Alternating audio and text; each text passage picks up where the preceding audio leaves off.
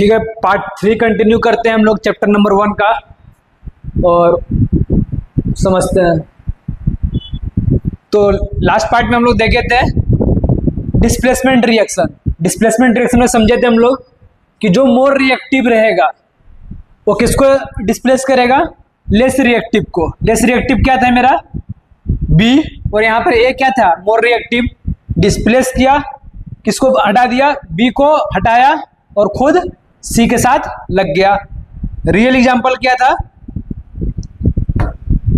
Jayden copper sulphate साथ react करता है, यहाँ पे कॉपर को भगाया, ठीक है, और खुद जाके सल्फेट के साथ लग गया।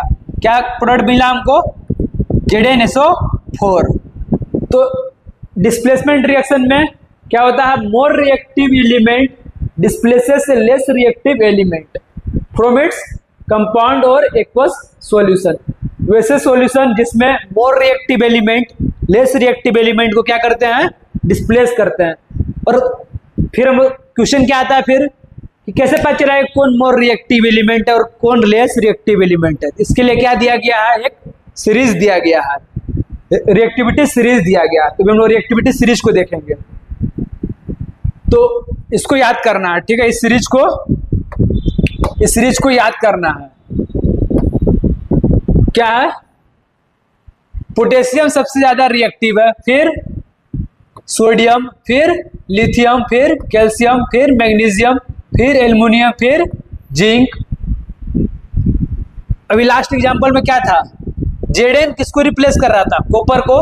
वही देखते हैं हम लोग, जेडेन कहाँ पे है रिएक्टिविटी सीरीज में, मोस्ट रिएक्टिव ऊपर में और सबसे लेस रिएक्टिव नीचे में। सबसे लेस रिएक्टिव है ये सब। तो लेस रिएक्टिव से इंक्रीजिंग ऑर्डर में जाते जा रहे हैं हम लोग मोर रिएक्टिव में। तो जेडेन जो है ऊपर है, जेडेन क्या है ऊपर में है कि नहीं है यहाँ पे। और कॉपर क्या है नीचे साइड में है, कॉपर यहाँ पे है। तो जेडेन मोर रिएक्टिव था, कॉपर लेस रिएक्टिव था, इसीलिए यहाँ पर डिस्प्लेसमेंट रिएक्शन में जेडेन जो है कॉपर को रिप्लेस कर पाया और क्या बना दिया, ZnSO4।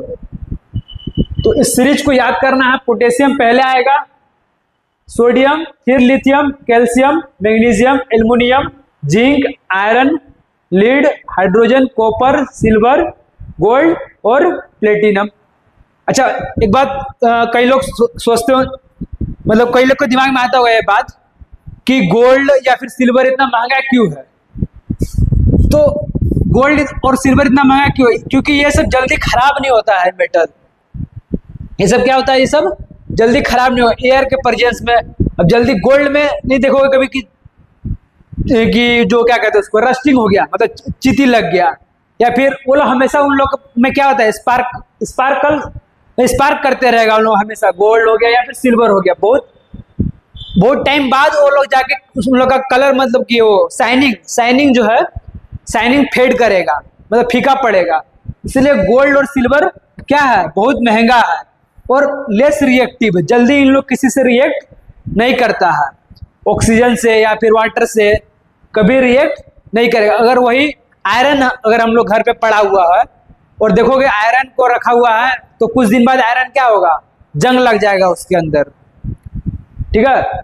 तो ये कारण है, क्योंकि ये रिएक्टिविटी जो है ये बताता है कि ये लोग ज्यादा रिएक्टिव है। ये सब जो है पोटेशियम, सोडियम, लिथियम, ये सब जल्दी किसी से रिएक्ट कर जाएंगे, बल्कि जबकि गोल्ड, सिल्वर, प्लेटिनम क्या है, लेस रिएक्टिव है, इनको कोई फर्क ही नहीं पड़ने वाला है जल्दी, ठीक है।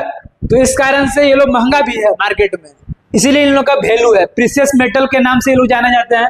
गोल्ड हो गया या फिर सिल्वर हो गया, देखते हो ना 10 ग्राम सोना 80,000 है ना, 90,000 ऐसे रहता है।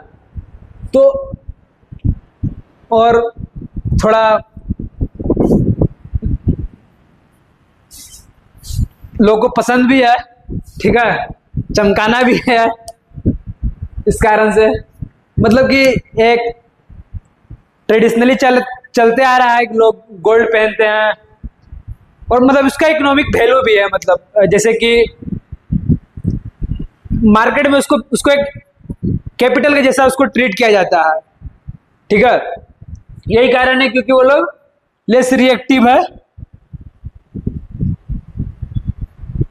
अब जैसे कि अगर हम लोग बेचने जाए, जैसे कि गोल्ड ही है, खरीदे हुए हैं, 10 साल बाद 20 साल बाद बेचने जाएंगे, सब कुछ ना कुछ रिटर्न वैल्यू मिलेगा हम लोगों को। तो इस टाइप से मार्केट बना हुआ है।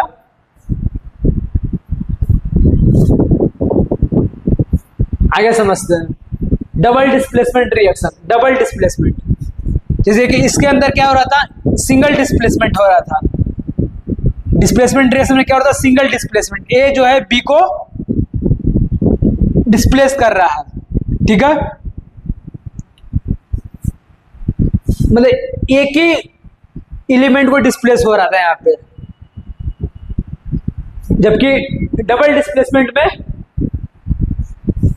दो डिस्प्लेसमेंट होगा। देखते हैं यहाँ पे, जैसे कि लिखा हुआ रहे A D plus B C, क्या बनाएगा, A C plus B D. अभी क्या हो रहा है यहाँ पे, ए के साथ बी को हटाया, ए जो है बी को हटाया, सी के साथ चिपक गया, और डी क्या किया,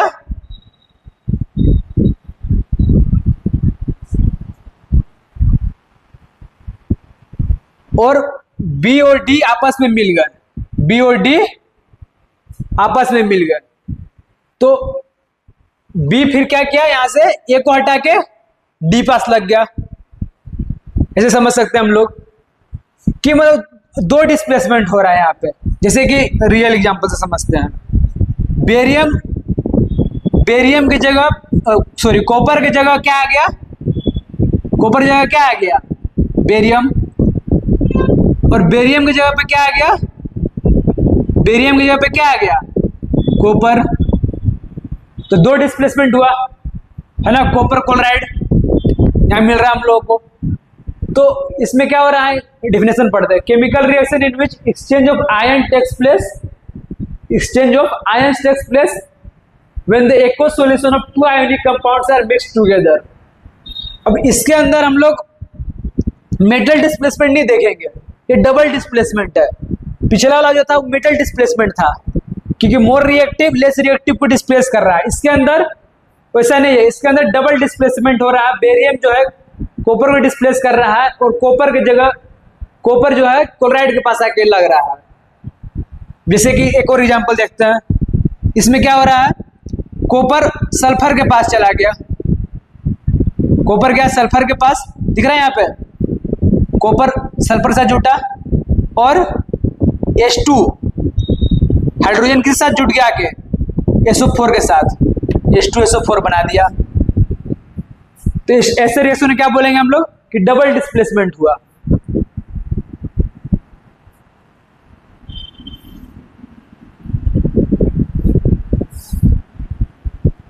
अगला क्या है, रिडॉक्स रिएक्शन।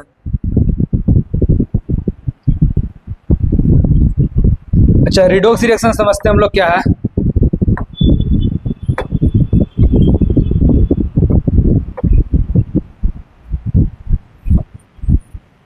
ए प्लस बी क्या बना रहा है, ए बी। इसको हम लोग समझते हैं। रिडॉक्स रिएक्शन के अंदर क्या होता है, वैसा रिएक्शन जिसमें ऑक्सीडेशन और रिडक्शन दोनों हो, मतलब एक कोई जो सब्सटेंस है वो ऑक्सीडाइज होगा और दूसरा रिड्यूस होगा।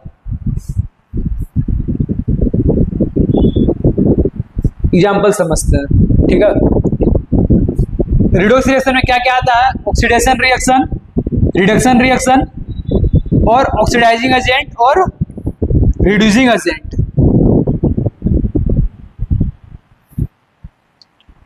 ऑक्सीडेशन कब बोलेंगे हम लोग, ऑक्सीडेशन कब बोलेंगे कि कोई रिएक्शन में ऑक्सीडेशन हुआ, ये कब ऑक्सीडेशन हुआ। तो सबसे पहले तो ये डिफिनेशन बहुत इंपॉर्टेंट है, ये जो डिफिनेशन है इसको नोट डाउन करना है और बहुत इंपॉर्टेंट है ये। ऑक्सीडेशन कब कहा जाता है, यदि कोई रिएक्शन में रिएक्टेंट साइड, ठीक है, सॉरी रिएक्टेंट साइड कर रहे हैं, मतलब प्रोडक्ट साइड अगर ऑक्सीजन का एडिशन होता है, the process in which either addition of oxygen, oxygen आके जुट जाए, ऑक्सीजन आके क्या हो जाए, ऑक्सीजन क्या हो जाए, ऑक्सीजन जुट जाए,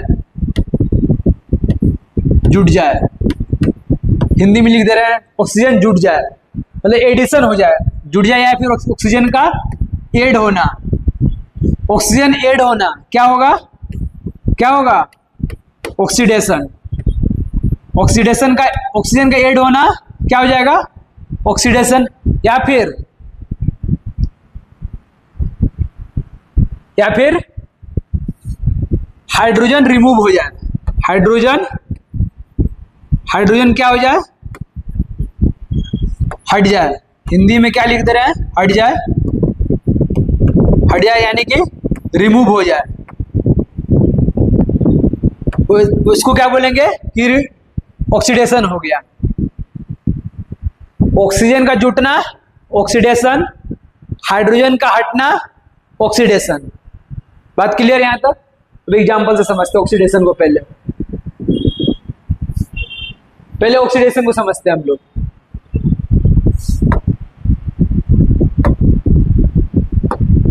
जैसे कि सी कॉपर ऑक्साइड है, ठीक है, रिएक्ट कर रहा है किसके साथ, H2 के साथ,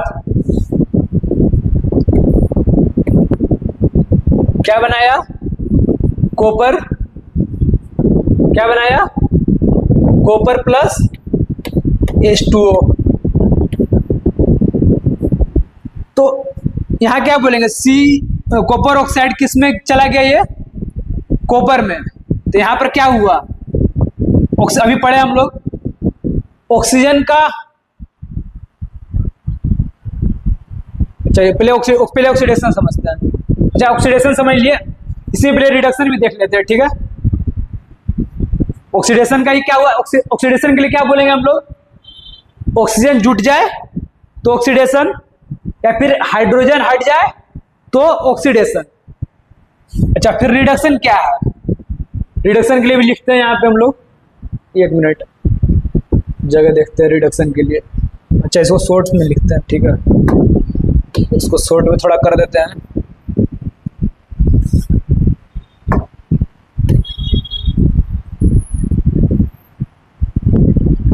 अच्छा शॉर्ट नहीं हो रहा है,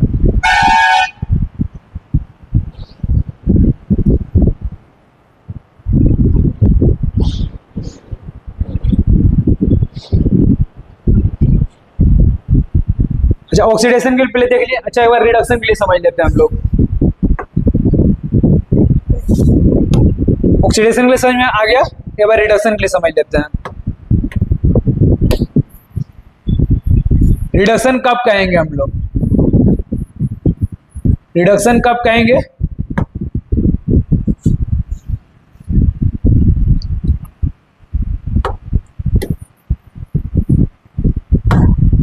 रिडक्शन कब कहेंगे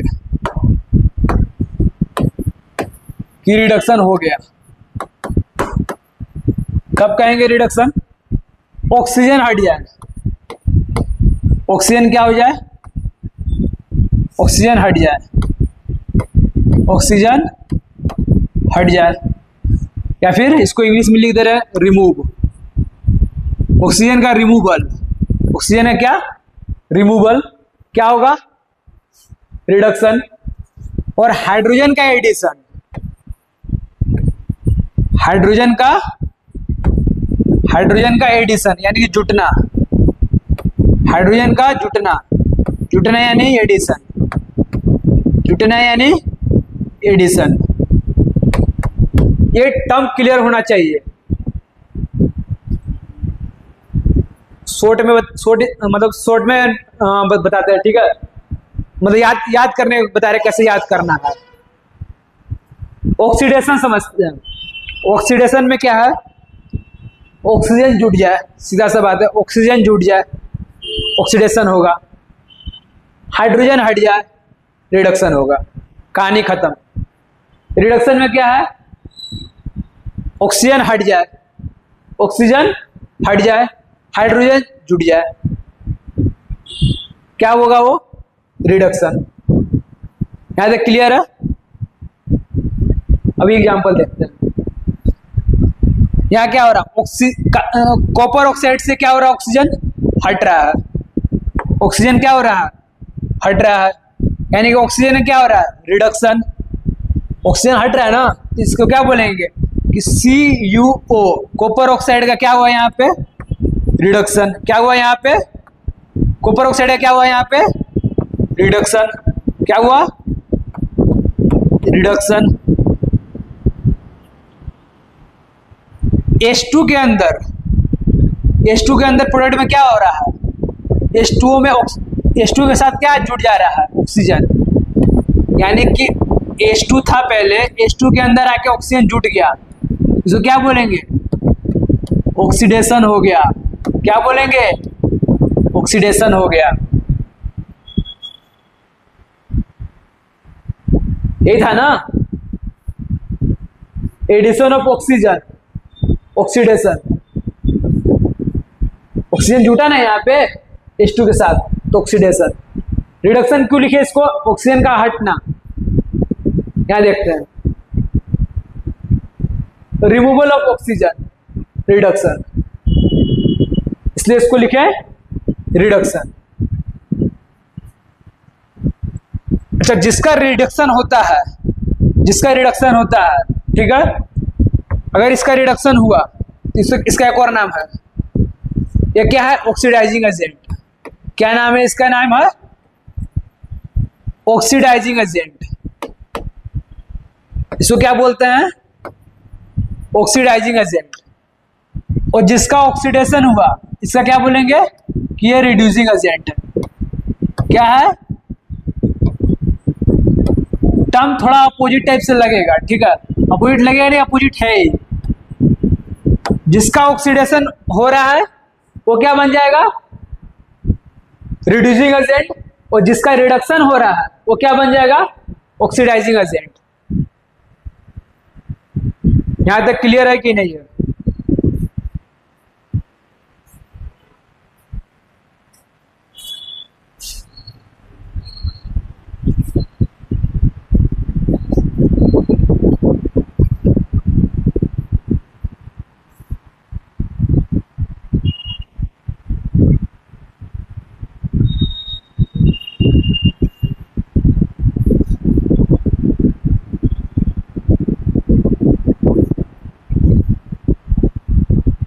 तो यही चीज डिफिनेशन में लिखा हुआ है यहाँ पे, the substance which oxidises other substance, substance which oxidises other substance and itself get reduced, खुद रिड्यूस हो जा रहा है, तो क्या बोलेंगे?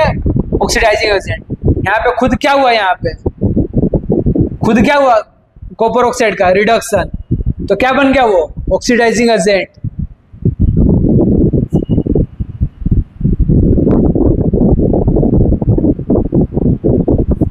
और यहां पे इससे क्या हुआ? और रिड्यूसिंग एजेंट में क्या है? Itself gate oxidise. ऑक्सीडाइज अगर होता है तो क्या बनेगा वो? Reducing agent. यहां पे क्या हो रहा है? हाइड्रोजन का ऑक्सीडेशन, तो क्या बन गया ये? Reducing agent.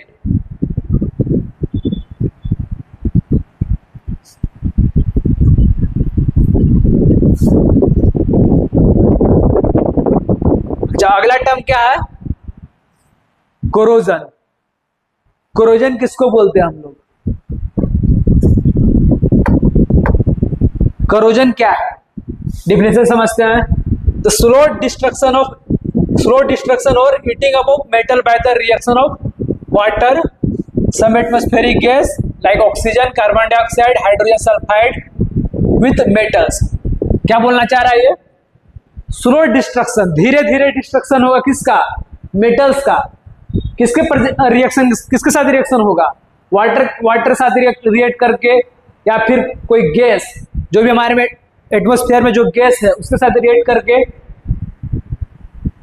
क्या करता है? फिर वो किसी मेटल को क्या करेगा? कोरोड कर देगा, कोरोजन हो जाएगा। जिस जंग लग जाना, उसी को क्या बोलते हैं हम लोग? कोरोजन हो गया। अब जैसे कि आयरन का सबसे बेस्ट एग्जांपल है। आयरन जो है किसके प्रेजेंस में, ऑक्सीजन के प्रेजेंस में और वाटर के प्रेजेंस में किसमें कन्वर्ट हो गया, ये रस्टिंग में रस्ट हो गया,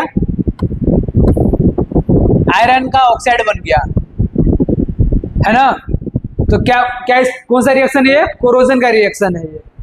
आयरन का कोरोजन इसमें दिखाया गया है कि ऑक्सीजन और वाटर के प्रेजेंस में जंग लग गया, ऑक्साइड का लेयर चढ़ता है, इसी कारण वो उसका कलर क्या होता है, हल्का ब्राउनिश कलर हो जाता है। अब जैसे कि कॉपर है, कॉपर का रिएक्शन करा रहे हैं, कॉपर किसके साथ रिएक्ट कर रहा है, carbon dioxide gas, oxygen gas और H2O लिक्विड वाटर के साथ क्या बनाया, CuOH होल ट्वाइस। अब जैसे कि यहाँ पर फोटो में दिख रहा है, यहाँ पे दिख रहा है, यहाँ पे आयरन का कलर कैसे बन गया आयरन। तो दिखाया गया है कि कैसे इसमें कॉपर में कोरोजन कैसे होगा, आयरन में कोरोजन कैसे होगा। कॉपर जब कोरोड करेगा तो क्या फॉर्मेशन होगा, आयरन जब कोरोजन करेगा तो क्या बनाएगा, ठीक है।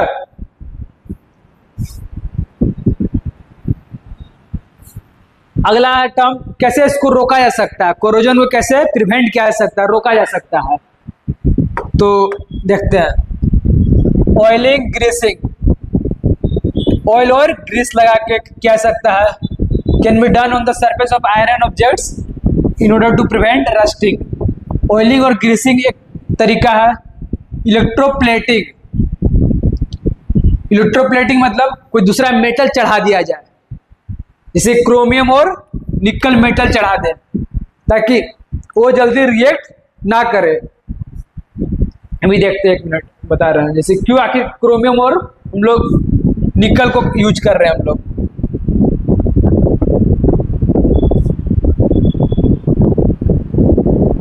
क्रोमियम और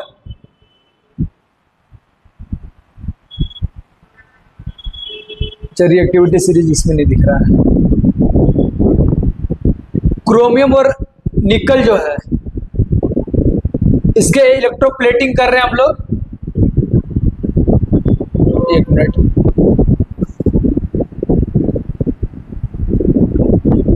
क्योंकि ये क्या है, लेस रिएक्टिव है ऑक्सीजन से, वाटर से, तो उसका अगर इलेक्ट्रोप्लेटिंग उसके सरफेस पे उसकी परत चढ़ा दिया जाए तो बचाया जा सकता है। अगला प्रोसेस क्या है, गैल्वेनाइजेशन। इसमें क्या करते हैं हम लोग, by depositing a thin layer of zinc के लेयर को चढ़ाते हैं, तो उसको क्या बोलेंगे, गैल्वेनाइजेशन कर रहे हैं हम लोग। अगर क्रोमियम निकल के अगर लेयर को चढ़ा रहे हैं तो उसको क्या बोलेंगे, इलेक्ट्रोप्लेटिंग। एक टर्म है tinning. Tinning can be done by depositing thin layer of tin. अगर टीन को अगर लेयर टीन के परत को चढ़ा रहे हैं आयरन के ऑब्जेक्ट्स पे, तो उसे क्या टर्म दिया गया है, टीनिंग का। एलोइंग, एलोइंग का मतलब दो तीन मेटल का मिक्सचर, अगर उसका अगर हम लोग करते हैं, परत चढ़ा रहे हैं, तो उसको क्या बोलेंगे, एलोइंग। ये सब क्या प्रिवेंट करता है, रोकता है, क्या चीज को, कोरोजन को रोकता है, जंग लगने से आयरन को रोकता है।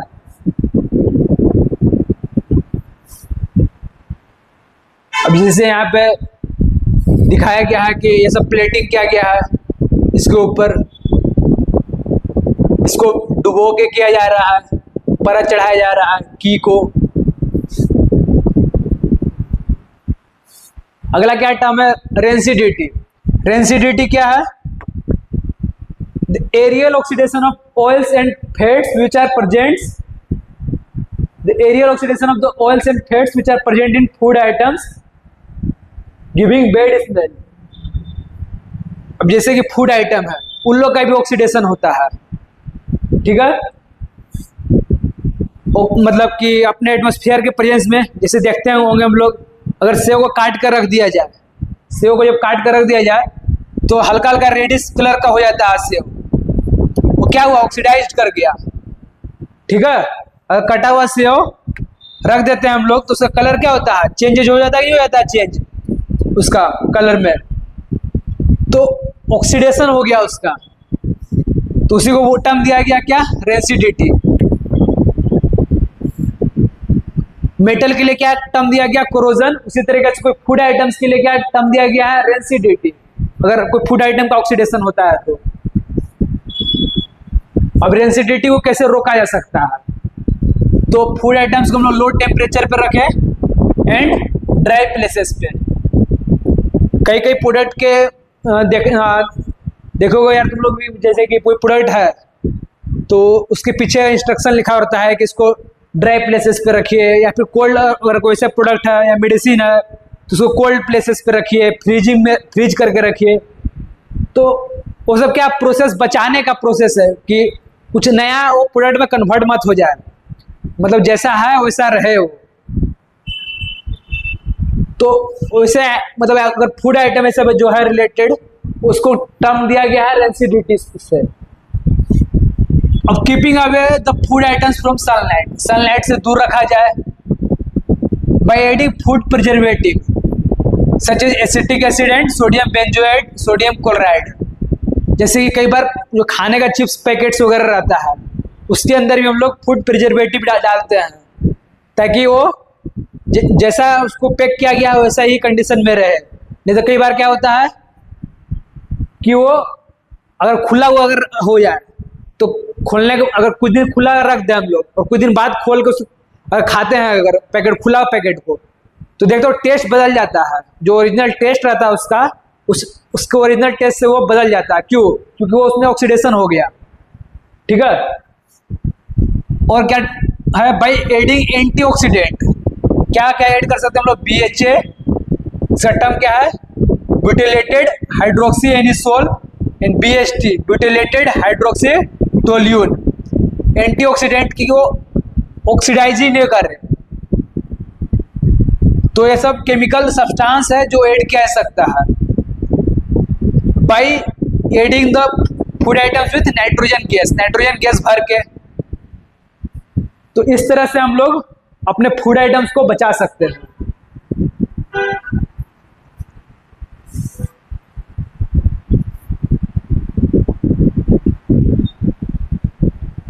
अब जैसे कि क्वेश्चन क्या है, सिल्वर क्लोराइड को क्यों आखिर, why should silver chloride be stored in dark, silver chloride को डार्क में क्यों रखा जाता है।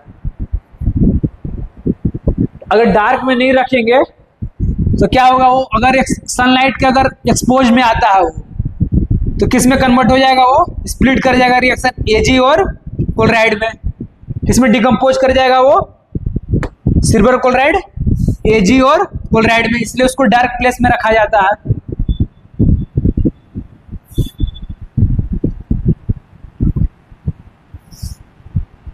अगला क्वेश्चन क्या, what can be seen when strip of copper metal, copper metal के स्ट्रिप को अगर प्लेस किया जाए सिल्वर नाइट्रेट में तो क्या मिलेगा हम लोग को। CBSE 2015 का क्वेश्चन है, देखते हैं क्या है। क्वेश्चन क्या था, अगर कॉपर मेटल के स्ट्रिप को, कॉपर मेटल को अगर प्लेस किया जाए कहां पे, किसी सॉल्यूशन में, सिल्वर नाइट्रेट के सॉल्यूशन में।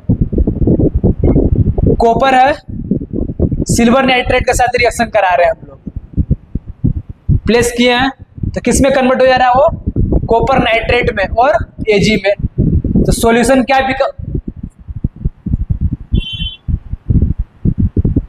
तो इसमें क्या हुआ, कॉपर जो है रिप्लेस कर देगा किसको, Ag को। क्वेश्चन क्या बोल रहा है, व्हाट कैन बी सीन, क्या मिलेगा हम लोगों को जब कॉपर मेटल को किसके सॉल्यूशन में रखेंगे हम लोग, सिल्वर नाइट्रेट के सॉल्यूशन में रखेंगे, तो क्या फॉर्मेशन हो जाएगा कॉपर नाइट्रेट का, और क्या सॉल्यूशन विल बिकम, सॉल्यूशन क्या बन जाएगा, ब्लू शाइनी सिल्वर मेटल आ जाएगा, will be get deposited. Ag क्या हुआ, Ag अलग, Ag जो है अलग से अलग बन गया वो, तो वो डिकम्पोज मतलब कि सॉरी डिस्प्लेस किया और Ag अलग से बना, और Ag जो है इसके सॉल्यूशन में लेयर पे चढ़ जाएगा। वही दिखाया गया यहाँ पे कि इनिशियली ऐसा था, कॉपर डाले AgNO3 के सॉल्यूशन में, कॉपर है यहाँ पे और एक इसका सॉल्यूशन लिया गया है, AgNO3 का सॉल्यूशन लिया गया है, तो क्या बन गया ये सिल्वर का परत इसमें कॉपर पे किसका परत चढ़ गया? Ag का, सिल्वर का। ठीक है, और सॉल्यूशन क्या बन गया? कॉपर नाइट्रेट का एक और सॉल्यूशन बन गया। समझ में आ रहा? क्यों ऐसा हुआ? क्योंकि कॉपर जो है ज्यादा रिएक्टिव है और सिल्वर लेस रिएक्टिव है। तो कॉपर ज्यादा रिएक्टिव था, सिल्वर लेस रिएक्टिव था। कॉपर इसको रिप्लेस कर दिया किसमें? कॉपर नाइट्रेट में। ठीक है, फिर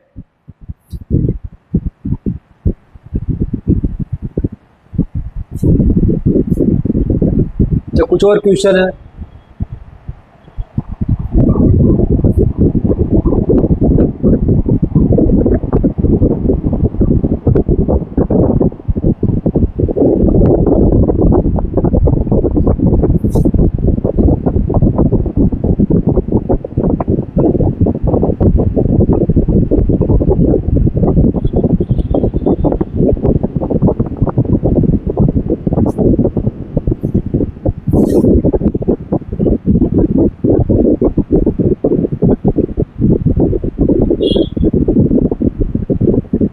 ठीक है, हम लोग का जो थ्योरी था यहाँ तक कंप्लीट हो गया। बाकी कोई ऐसा सीरीज अगर आएगा, क्वेश्चन सीरीज अगर बनाएंगे तो फिर उसका वीडियो अपलोड करेंगे हम लोग। और चैप्टर 1 का जितना भी सारा थ्योरी पोर्शन था वो कवर हो गया, और कुछ एक क्वेश्चन में हम लोग लिए साथ में।